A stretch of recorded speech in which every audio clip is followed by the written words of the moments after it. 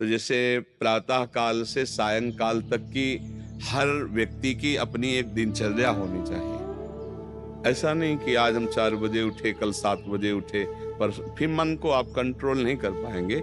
मन के लिए एक दिनचर्या होनी चाहिए कि हमको 10 बजे सोना है, 4 बजे उठ जाना है, तो फिर 4 से सवा 4 नहीं होना चाहिए।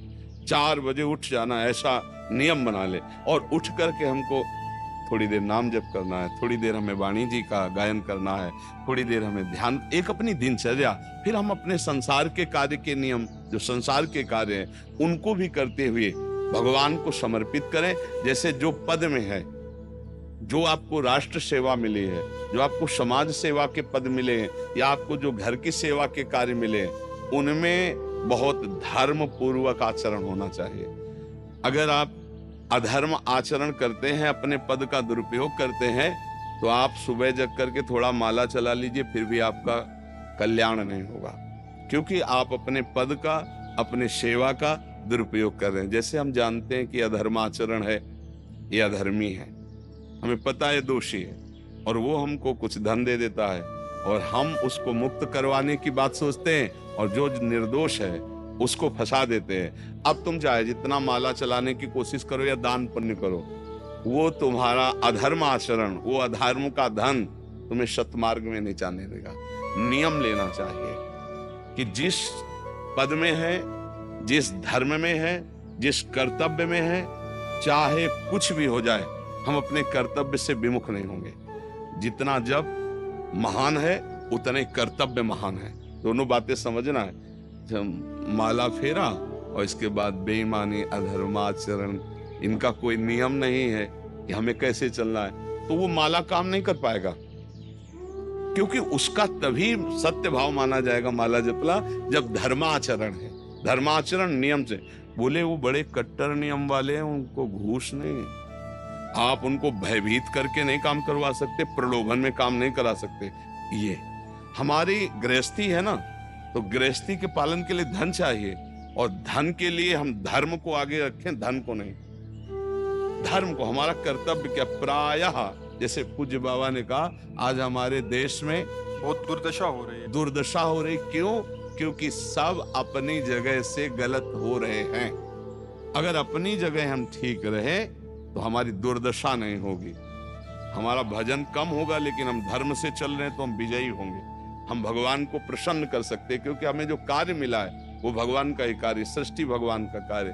जैसे नए बच्चे कुछ वकालत पढ़ रहे थे, तो यहाँ के प्रश्न किया था कि हम जानते हैं कि वो दोषी नहीं है, हम जानते हैं कि वो दोषी है, पर दोषी हमें पैसा दे रहा है, तो हम वकालत पढ़ी इसीलिए, हम उसको जिताएंगे, तो क्या कोई पाप है?